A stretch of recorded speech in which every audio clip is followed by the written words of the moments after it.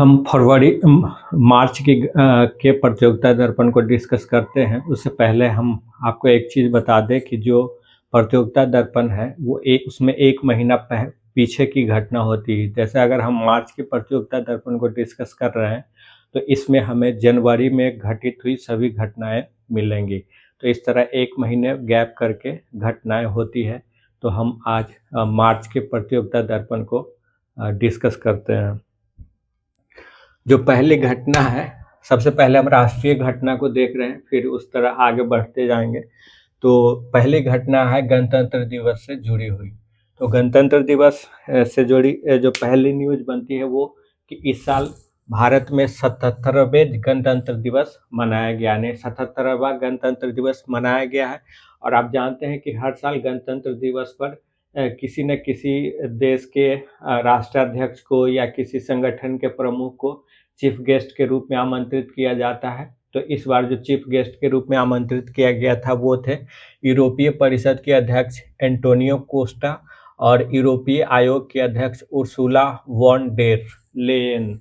तो यूरोपीय परिषद की अध्यक्ष एंटोनियो कोस्टा और यूरोपीय आयोग के अध्यक्ष उर्सुला वॉन डेर लेयन ये मुख्य अतिथि थे।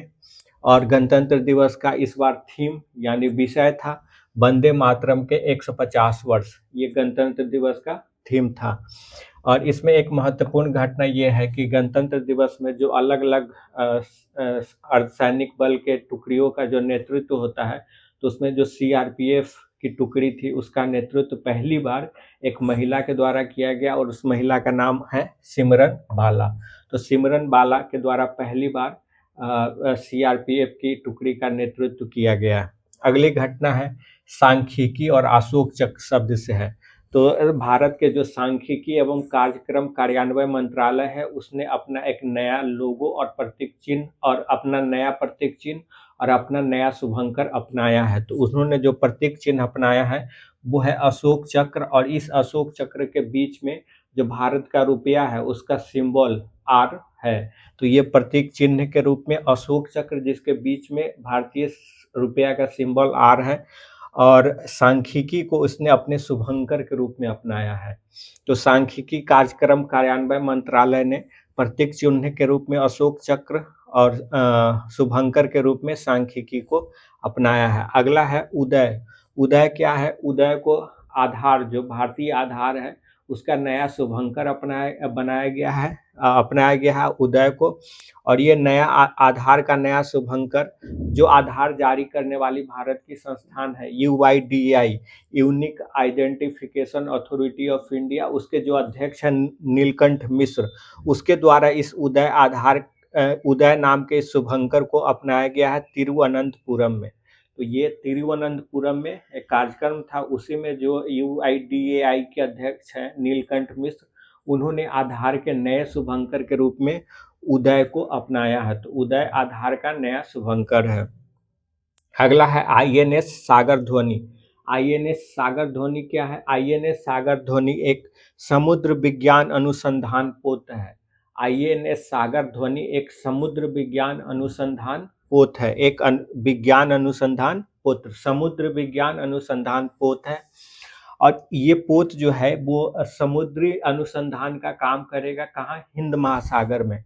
हिंद महासागर में ये पोत समुद्री अनुसंधान का काम करेगा, और इसमें भारत सहित कुल 8 देश इसमें शामिल है। ये जो अनुसंधान का कार्यक्रम है इसमें भारत सहित कुल 8 देश इसमें शामिल है।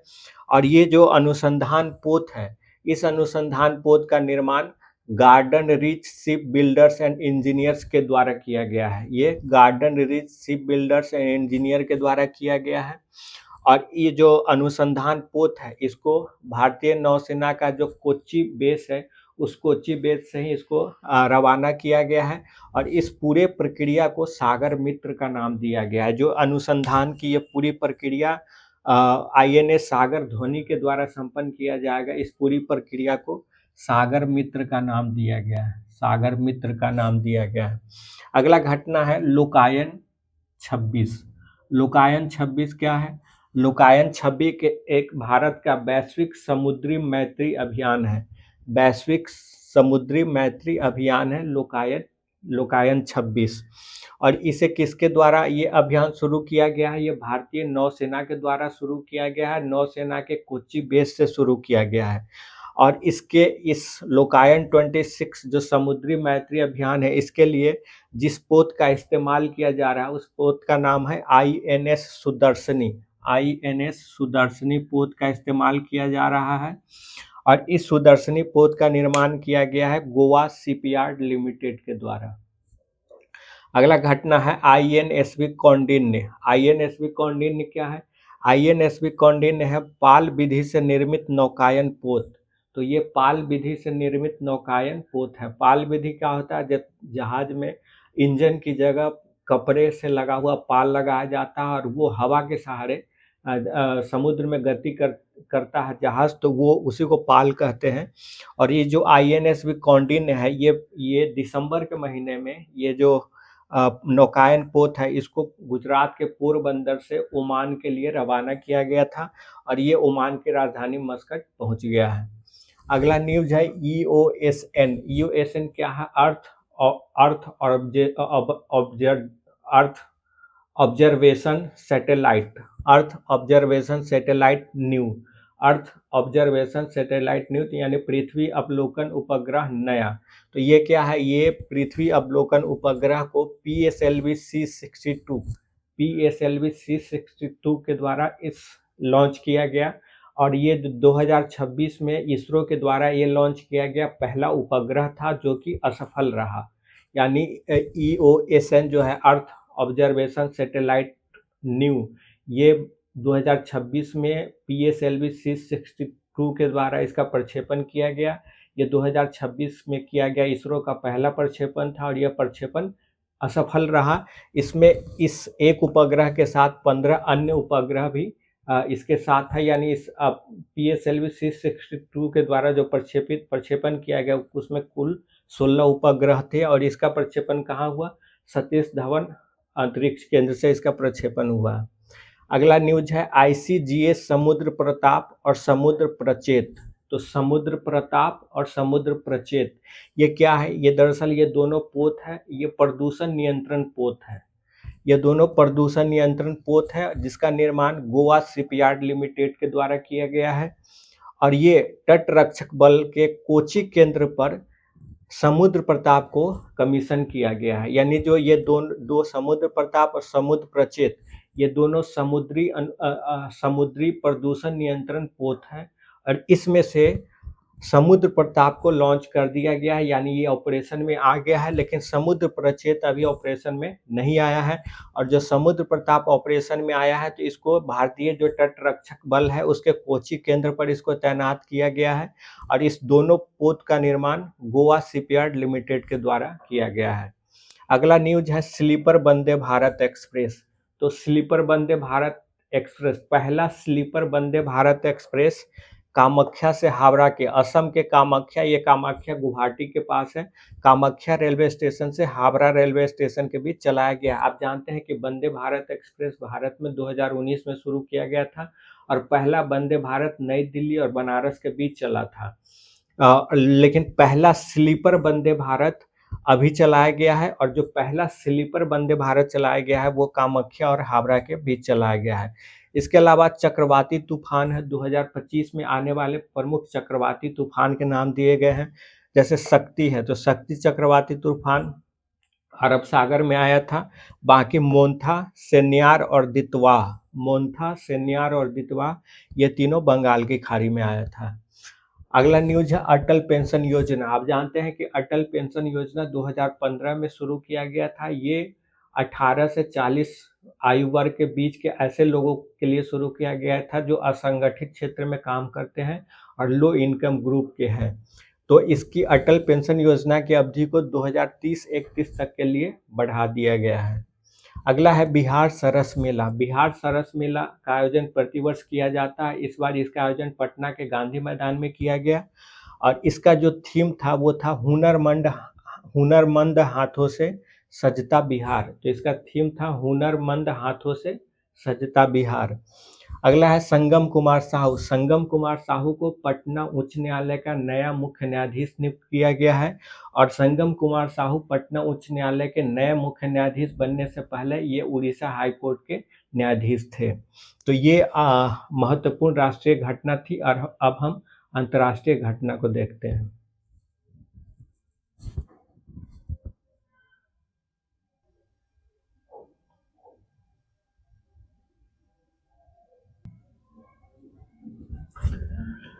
पहला अंतर्राष्ट्रीय घटना है फ्रेडरिक मर्ज।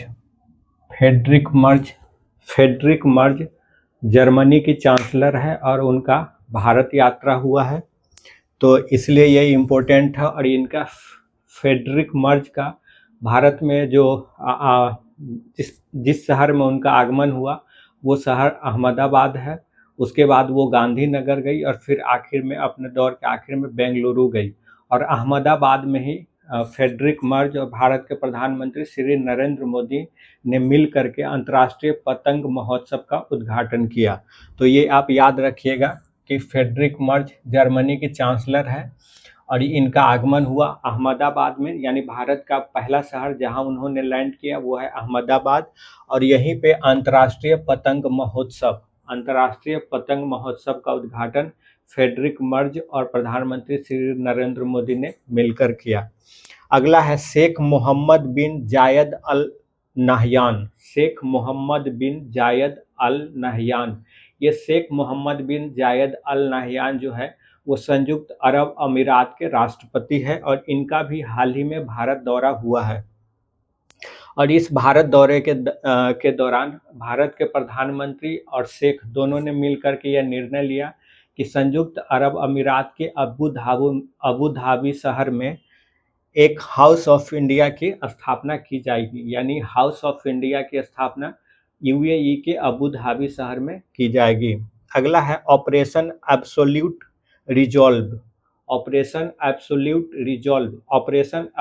रिजॉल्व अमेरिका द्वारा चलाया गया एक ऑपरेशन है। इस ऑपरेशन के तहत अमेरिका ने वेनेजुएला के राष्ट्रपति निकोलस मादुरोई और उनकी पत्नी को गिरफ्तार कर लिया वेनेजुएला की राजधानी काराकस से, और गिरफ्तार करके वो उसे अमेरिका ले गए और वहां ले जाकर उन्होंने जेल में उसे बंद कर दिया।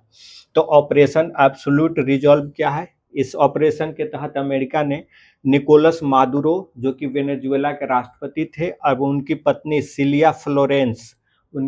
सिलिया फ्लोरेंस दोनों को गिरफ्तार करके अमेरिका ले गया और अमेरिका के ब्रुकलिन नामक शहर में मेट्रोपॉलिटन सेंटर नामक जेल में उन्हें बंद कर दिया गया। तो जिस जेल में बंद किया गया उस जेल का नाम है मेट्रोपॉलिटन सेंटर। ये अमेरिका के ब्रुकलिन शहर में स्थित है। और इनकी गिरफ्तारी के बाद जो वेनेजुएला के उपराष्ट्रपति थे डेल्सी रोड्रिग्स को वेनेजुएला का अंतरिम राष्ट्रपति नियुक्त कर दिया गया है। अगला है पासपोर्ट विश्व रैंकिंग। तो आप जानते हैं कि ब्रिटेन की एक संस्था है हेनले एंड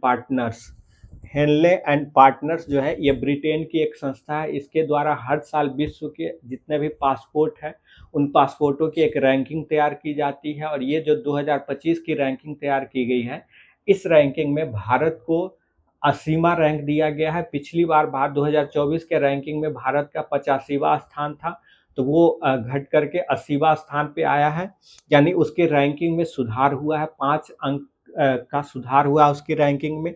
और ये रैंकिंग जो है इससे ये संस्था ये पता करती है कि कितने देश के जो किसी देश के पासपोर्ट है उस पासपोर्ट से कितने जगहों का यानी कितने देश या कितने गंतव्य का वीजा फ्री यात्रा किया जा सकता है। यही इसका आकलन होता है और इसी के आकलन के आधार पर पासपोर्ट की रैंकिंग की जाती है। तो भारतीय पासपोर्ट को जो रैंक दिया गया है वो है 80वां और इस भारतीय पासपोर्ट के द्वारा 55 गंतव्य की वीजा फ्री यात्रा की जा सकती है। इस रैंकिंग में पहला स्थान सिंगापुर को मिला है और सबसे लास्ट स्थान जो है अंतिम स्थान अफगानिस्तान को मिला है जो कि 101 स्थान है।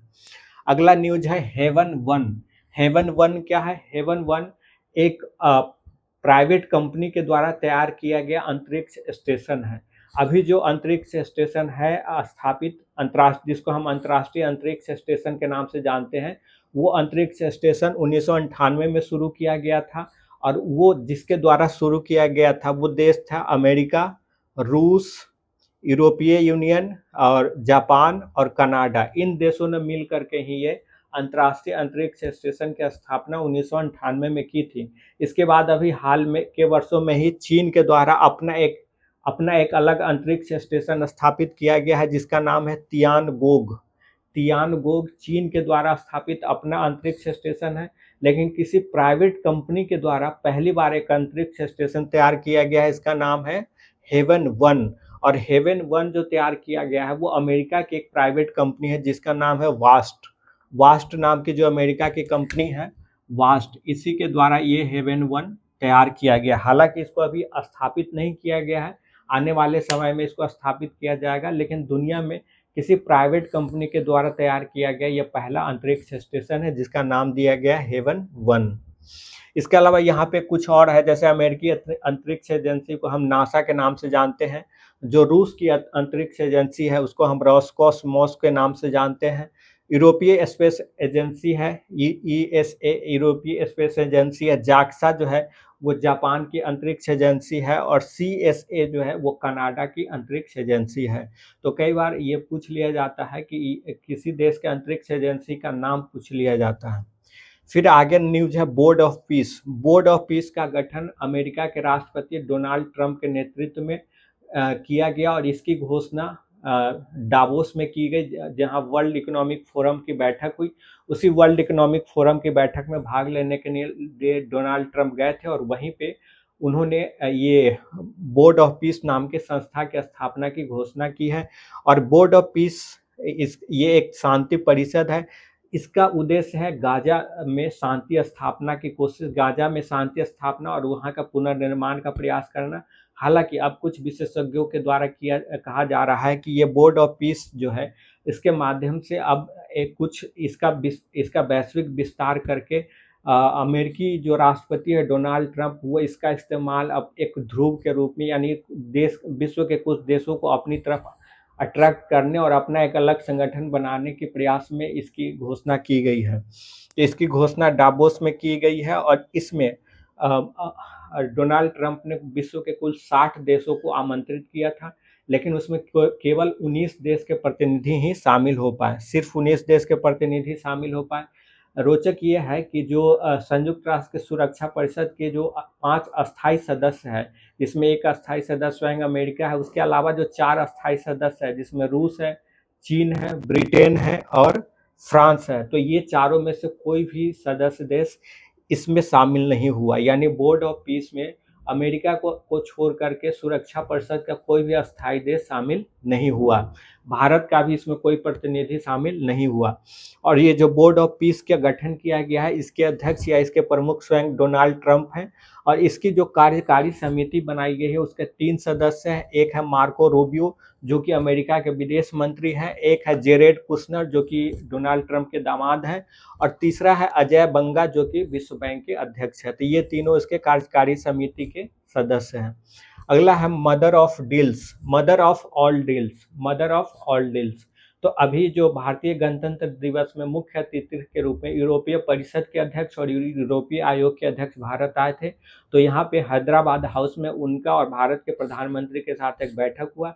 इस बैठक में भारत और यूरोपीय यूनियन के बीच मुक्त व्यापार समझौता को अंतिम रूप दिया गया है, और ये जो भारत और यूरोपीय यूनियन के बीच मुक्त व्यापार समझौता हुआ है, इसी समझौते को मदर ऑफ ऑल डील्स का नाम दिया गया है। मदर ऑफ ऑल डील्स का नाम दिया गया है, जो भारत और यूरोपीय संघ के बीच मुक्त व्यापार समझौता को अंतिम रूप दिया गया है, इसी समझौते को मदर ऑफ ऑल डील्स का नाम दिया गया है। तो ये प्रमुख अंतर्राष्ट्रीय घटना है। अब इसके बाद हम आर्थिक घटना को देखते हैं।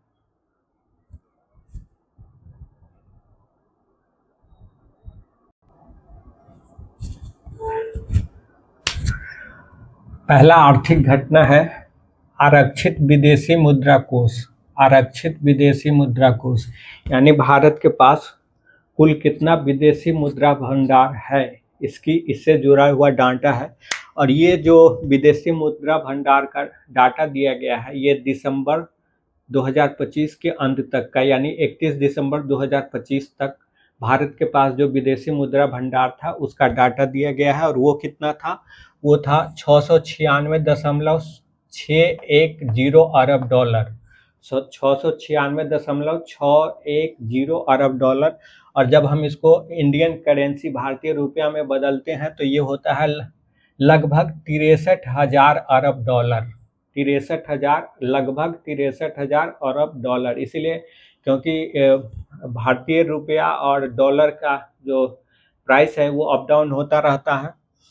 और जो भारत विदेशी मुद्रा भंडार, भारत के पास जो विदेशी मुद्रा भंडार है उसमें क्या क्या चीजें होती है, 4 चीजें शामिल होती है। पहला है विदेशी मुद्रा, यानी कि जो विदेशी मुद्रा है वो। दूसरा है स्वर्ण, गोल्ड। तीसरा है विशेष आरोहण अधिकार, एसडीआर, ये आईएमएफ की मुद्रा है।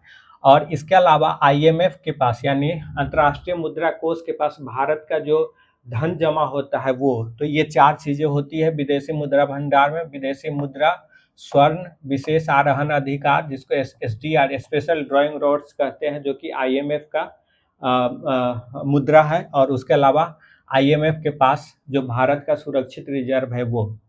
दूसरा है कुल बाह्य ऋण, मतलब भारत के ऊपर कुल बाहरी ऋण कितना है उसका डाटा। और ये डाटा सितंबर 2025 तक का है, यानी सितंबर 2025 के लास्ट तक भारत के ऊपर कुल कितना विदेशी ऋण था उससे जुड़ा हुआ डाटा है।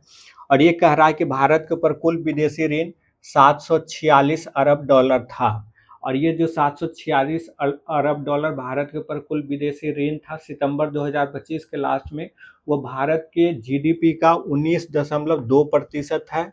और जो भारत के ऊपर विदेशी ऋण है इसमें से सबसे अधिक ऋण डॉलर में है। और कितना है, भारत डॉलर में जो भारत के ऊपर ऋण है वो कुल ऋण का 54.1% है। अगला है निर्यात तैयारी सूचकांक। निर्यात तैयारी सूचकांक भारत के नीति आयोग के द्वारा हर वर्ष जारी किया जाता है। ये सूचकांक तैयार किया जाता है और इसमें ये देखा जाता है कि भारत के जो अलग अलग राज्य है उनकी निर्यात की तैयारी की स्थिति कैसी है, और उसी के आधार पर ये सूचकांक तैयार किया जाता है और अलग अलग राज्यों को रैंकिंग दी जाती है। तो ये नीति आयोग के द्वारा तैयार किया जाता है। अभी जो जारी किया गया है वो वर्ष 2024 के लिए जो आकलन था उसको जारी किया गया है। और इसके लिए रैंकिंग के लिए 3 कैटेगरी डिसाइड किया गया है। एक है अग्रणी यानी फ्रंटियर, दूसरा है चैलेंजर और तीसरा है एस्पायरर, आकांक्षी। तो ये 3 कैटेगरी है और 3 कैटेगरी में भारत के राज्यों को 2 हिस्सों में बांट के रखा गया है, एक बड़े राज्य और छोटे राज्य। तो बड़े राज्यों में जो अग्रणी श्रेणी के 3 राज्य है वो है महाराष्ट्र, तमिलनाडु और गुजरात। ये अग्रणी श्रेणी के 3 राज्य हैं, महाराष्ट्र, तमिलनाडु और गुजरात। ये है बड़े राज्यों में। और अगर छोटे राज्यों में अग्रणी श्रेणी में देखें तो उत्तराखंड है, जम्मू कश्मीर है और नागालैंड है। अगर हम चैलेंजर की श्रेणी में देखें तो बड़े राज्यों में मध्य प्रदेश, हरियाणा, केरल है। और अगर हम छोटे राज्यों में देखें तो मेघालय, लद्दाख और दिल्ली है। ये हमने 3-3 नाम रखा है इसलिए क्योंकि इससे अधिक पूछा नहीं जाएगा। फिर अगर हम आकांक्षी की श्रेणी में देखें तो आकांक्षी की श्रेणी में बड़े राज्यों में है उड़ीसा, छत्तीसगढ़, राजस्थान।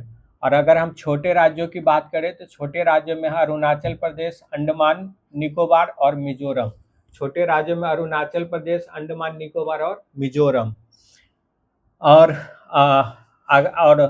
और अगर हम कुल निर्यात की बात करें तो भारत से जो विदेश में कुल निर्यात होता है उसका 56% केवल 3 ही राज्यों से निर्यात किया जाता है, वो है आपका महाराष्ट्र, तमिलनाडु और गुजरात।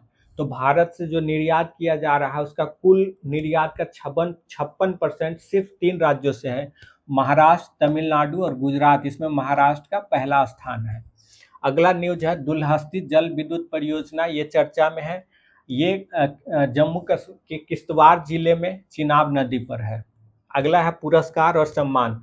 तो ये पुरस्कार है इंदिरा गांधी अंतर्राष्ट्रीय पुरस्कार 2025। इंदिरा गांधी अंतर्राष्ट्रीय पुरस्कार 2025 इंदिरा गांधी पुरस्कार शांति, निशस्त्रीकरण और विकास के लिए दिया जाता है। और 2025 का यह पुरस्कार अफ्रीका की ग्रासा मासेल नामक महिला को दिया गया है, जो कि एक पॉलिटिशियन है और मानवाधिकार कार्यकर्ता है। और ये पहले नेशनल मंडेला की वाइफ है। और ये पहले जो जाम्बिया के राष्ट्रपति थे, पहले ये उनकी वाइफ थी, तो इन्हें 2 देश के प्रथम महिला होने का भी दर्जा प्राप्त है। उसके अलावा अशोक चक्र है। अशोक चक्र भारत के भीतर शांति काल में दिए जाने वाला सबसे बड़ा वीरता का चक्र है। यह अशोक चक्र इस बार शुभांशु शुक्ला को दिया गया, जो भारतीय वायुसेना के ग्रुप कैप्टन है, जो अंतर्राष्ट्रीय अंतरिक्ष स्टेशन पे गए थे, तो इसीलिए शुभांशु शुक्ला को दिया गया है।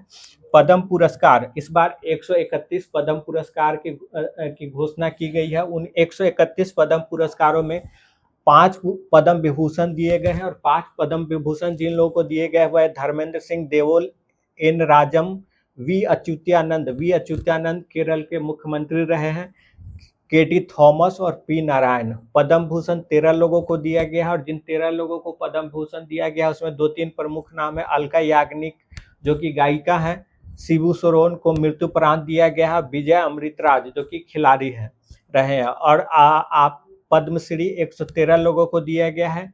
जिन 113 को पद्मश्री दिया गया है उसमें से 3 खिलाड़ी हैं, एक प्रवीण कुमार, रोहित शर्मा और सविता पुनिया। अगला न्यूज है नई दिल्ली पुस्तक मेला। आप जानते हैं कि नई दिल्ली के प्रगति मैदान में हर साल पुस्तक मेला का आयोजन किया जाता है, और इस पुस्तक मेला का उद्घाटन धर्मेंद्र प्रधान ने किया, जो कि भारत के शिक्षा मंत्री हैं। और इस पुस्तक मेला का थीम था भारतीय सैन्य इतिहास, शौर्य एवं प्रजा @75। अगला है इंस्पायर्ड गैम्बिट 2026। इंस्पायर्ड गैम्बिट क्या है? एक आतंकवाद रोधी सैन्याभ्यास है। आतंकवाद रोधी सैन्याभ्यास है, ये अमेरिका और पाकिस्तान के बीच हुआ है। और कहाँ हुआ है? ये पाकिस्तान के पंजाब प्रांत के नौशेरा जिला में हुआ है। तो इंस्पायर्ड गैम्बिट अमेरिका और पाकिस्तान के बीच एक आतंकवाद रोधी युद्धाभ्यास है, और ये पाकिस्तान के पंजाब प्रांत के नौशेरा जिला में हुआ है। तो इस तरह हमने मार्च 2026 के प्रतियोगिता दर्पण को देखा। अब इसी प्रतियोगिता दर्पण में बजट 2026-27 भी है, और इकोनॉमी आर्थिक सर्वेक्षण 2025-26 है। तो बजट 2026-27 और आर्थिक सर्वेक्षण 2025-26 को हम एक अलग वीडियो में देखेंगे।